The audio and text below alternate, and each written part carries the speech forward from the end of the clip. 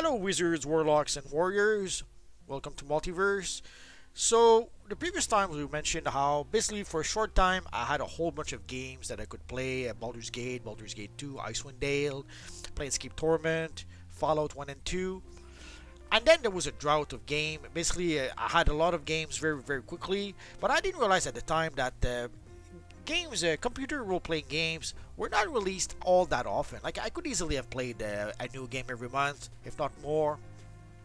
Sadly, sometimes we had to wait months and months and months before we got a new game. Although in some cases, like for Baldur's Gate, a few months later we did get the expansion, Throne of Baal, so I was able to go back and revisit Baldur's Gate one more time. Well, actually, quite a few more times. I played those games way too much.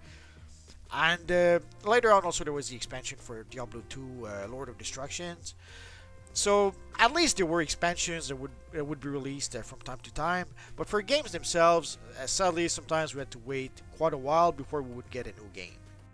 And even worse, before we got the new Infinity Engine games. Like I love computer role-playing games, but especially the Infinity Engine ones. The way the games were made, the way you could explore the map, the combat, I love those games. So you can imagine me doing the happy dance when we got news that we would get Icewind Dale 2. I love that game. I know it wasn't as well received as the previous games, and obviously it wasn't perfect, especially parts like Fellwood. Holy crap, it took me like 3 days to get through Fellwood. I'll talk about that in just a bit.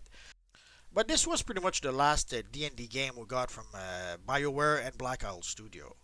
I'm not sure exactly if we did not get an expansion for Icewind Dale 2. I'm not sure if it's because the sales were not good enough to justify that, or they were just about to lose the license, so they could not really make an expansion for Icewind Dale 2. Like Icewind Dale 2 was pretty much a last-ditch effort to come up with a D&D game before Black Isles and BioWare didn't have the license anymore. Also, Icewind Dale 2 was using 3rd edition rule, or I forget if it was 3rd edition or 3.5. But basically, they really transitioned into what was the latest D&D rules at the time. So sadly, it was no longer using the advanced Dungeon and Dragon rules. But the good part in that is that you could customize your character even more. So you could decide to choose a class of warrior, a class of rogue, a class of mage, and assign skill points pretty much any way you wanted, within the limitation of the class, obviously.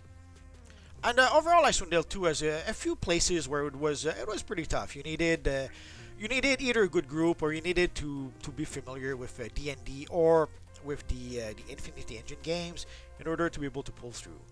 For example, they added the resistant rules of 3rd edition. Basically in 3rd edition, they did not want players to have only one sword, like the one lone sword, and do everything with it. They pretty much wanted players to carry a whole bunch of weapons for various situations. And sadly, that means that there are enemies that were invulnerable to certain weapons. For example, at some point, my group was fighting a whole bunch of golems, and those golems could only be damaged with bludgeoning weapons, which I didn't have. But being an experienced player, actually I think the slings were actually doing damage, something like that. But being an experienced player, I did a trick that I would suggest if you end up in that situation where you end up facing the golems and you don't have any such weapons, remove the weapons from your character, like unequip the weapons.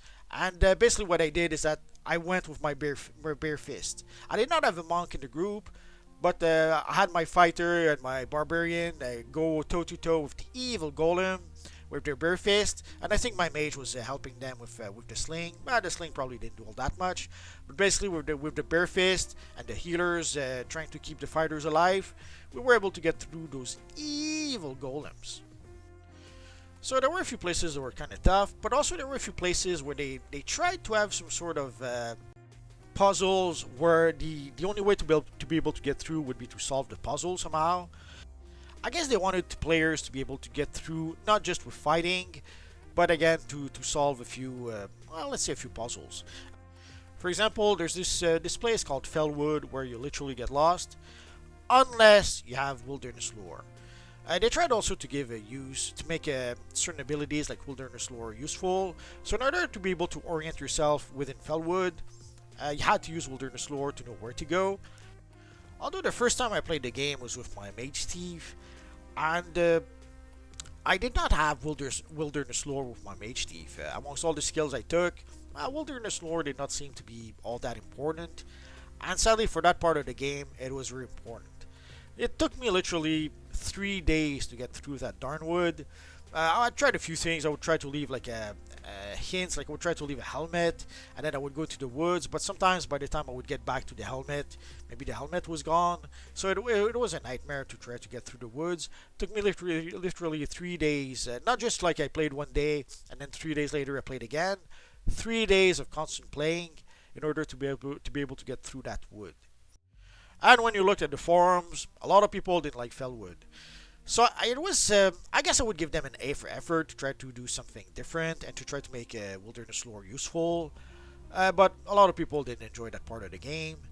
There was another part also called the Battle Square where you could fight a whole bunch of evil creatures, and you would fight creatures and fight creatures and fight creatures, and you would have to go through various levels. And at each level, you would get some pretty good rewards. Some of the best weapons, some of the best rewards in the game come from Battle Square. Sadly, there were a few glitches that sometimes made it not very fun to play Battle Square.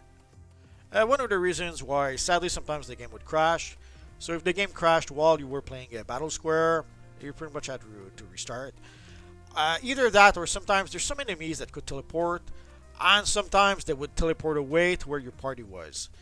Like you had to select one of your party members to fight in the Battle Square, and your party was elsewhere. But if the enemy teleported to your party, well, you couldn't win the battle. You couldn't win the fight for Battle Square. So you pretty much had to save every fight. So you would do one fight, you save. You would do one fight, you save. Because sadly, things out of your control could go wrong, and it would mess up your progress for Battle Square.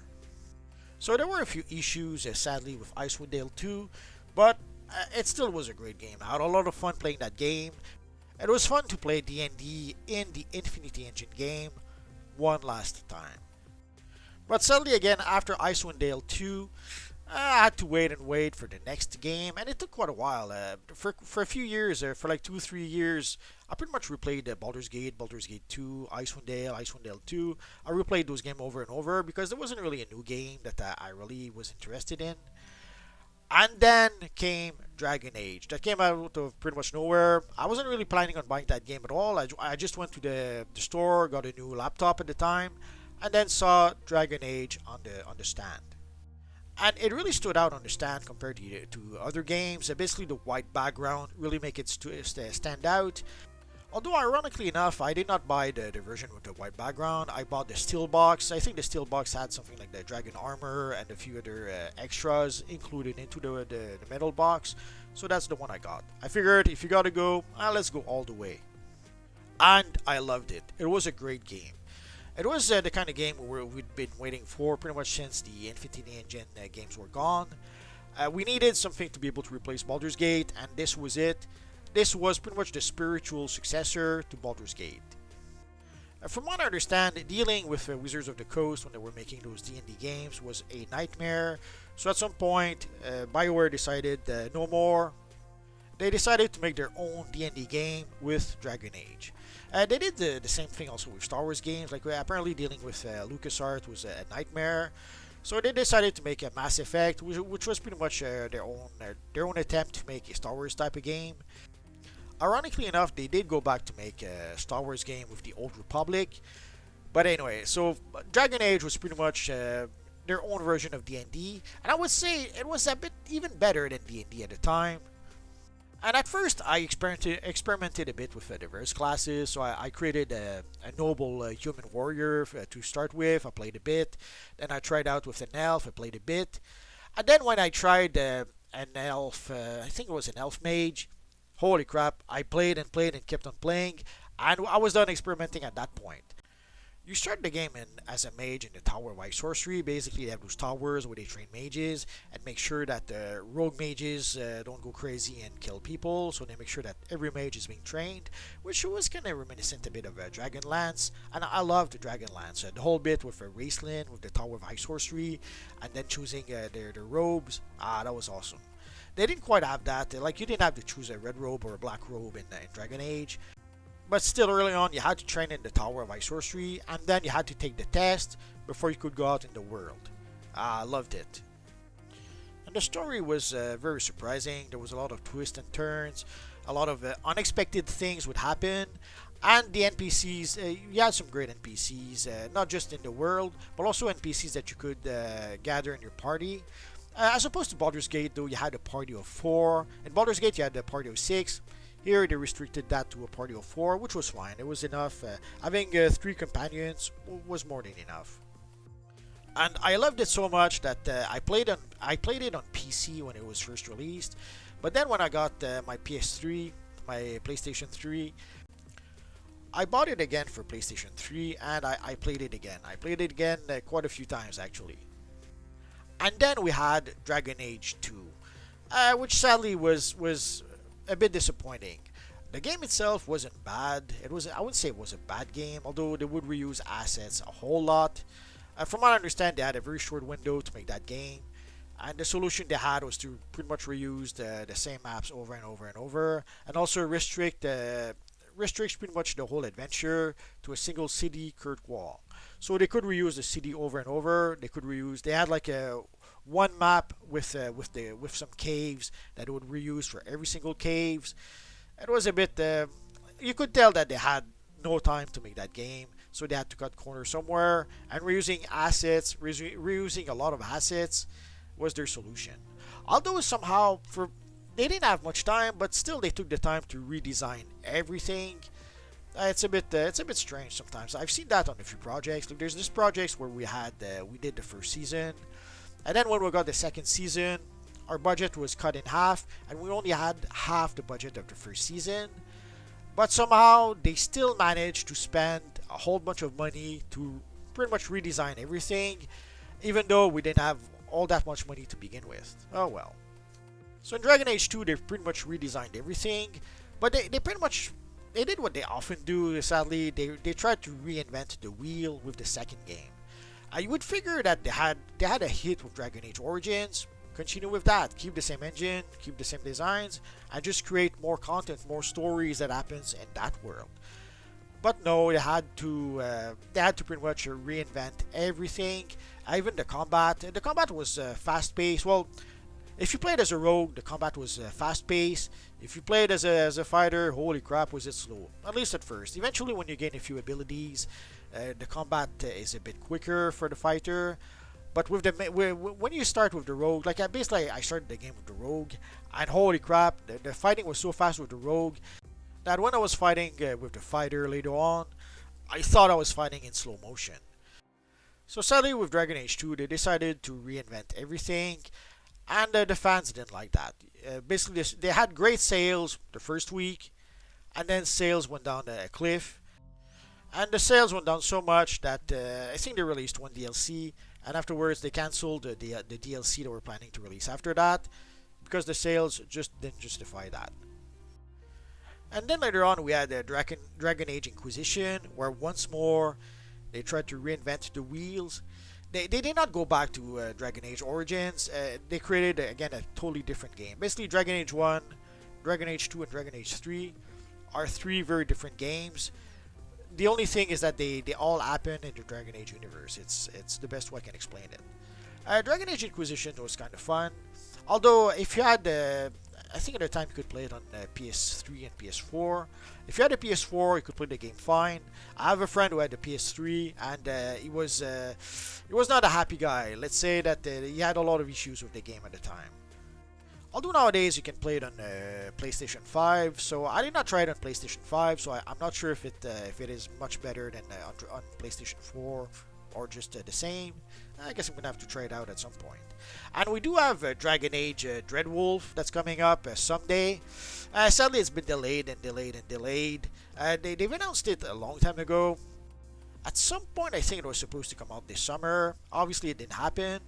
From what I understand, at some point it was pushed back to 2024. And then last I heard, it was pushed back even further than that. It was pushed back as far as 2025.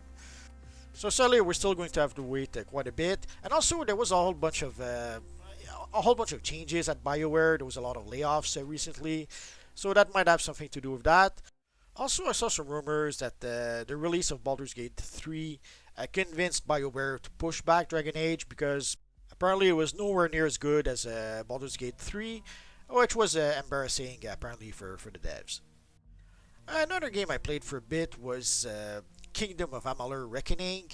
It was a very ambitious game that, in theory, would have been successful, but it was so expensive to produce, and from what I understand, it was a bit mismanaged.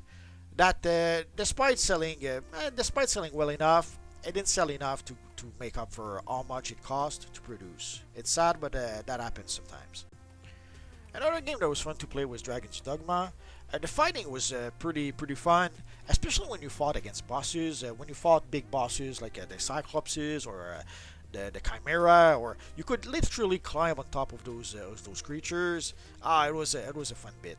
And the story, there was quite a few twists and turns in the story, a lot of surprises. The one I've seen one complaint was that the travel. Basically, early on you had to pretty much walk across the map, and it's a pretty big map. So there's a lot of, let's say, walking involved early on. Although you do find some teleport stones quickly enough. I'm not sure why some people did not seem to find those. There are stones that you can find, and you can leave stones at various places in the map, and then you can just teleport from one stone to the next when you need to travel. So somehow there is a fast travel option in the game, but somehow some people completely missed that, so they didn't know about it and complained that they had to walk everywhere. Oh well.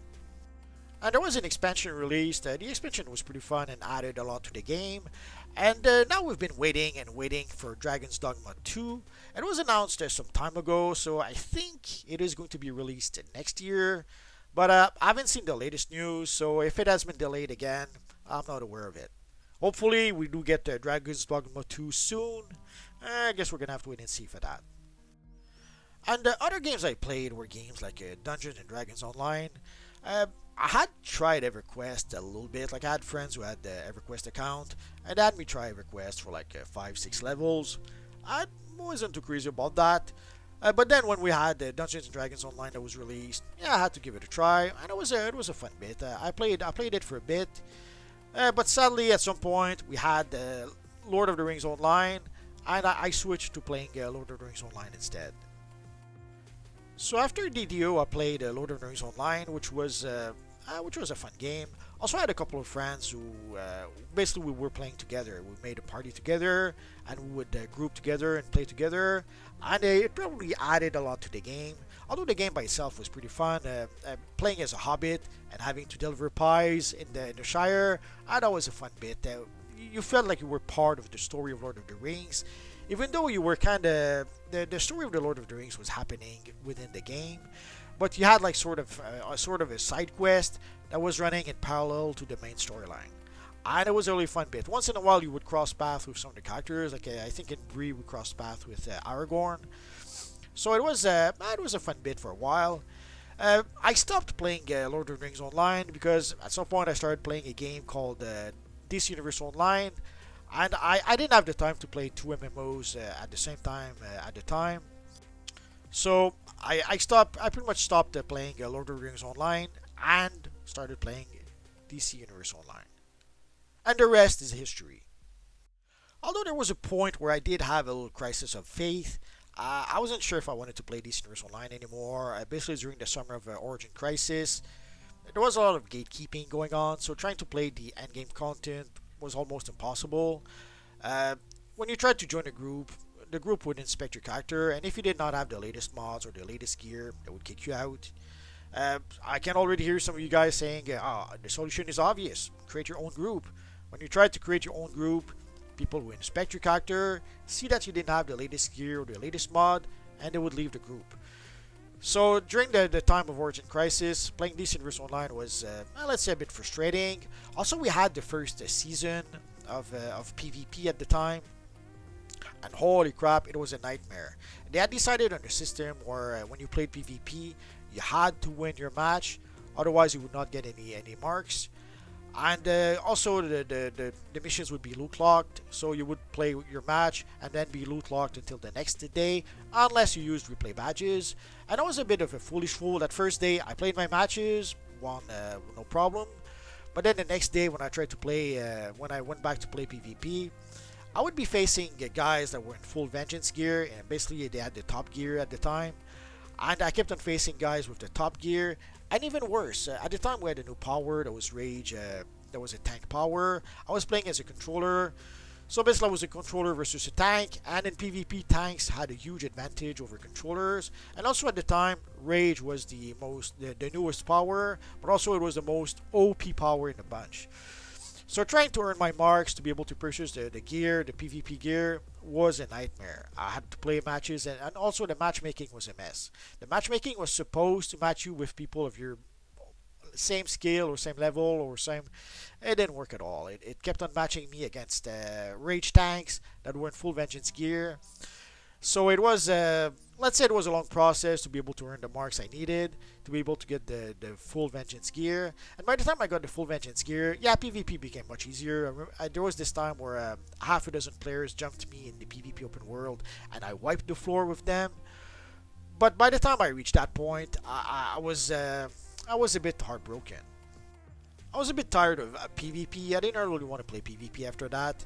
It had been such a nightmare to be able to grind up to the full vengeance gear that I didn't have much fun in PvP anymore. And also, I wasn't sure if I still had fun playing DC vs Online anymore.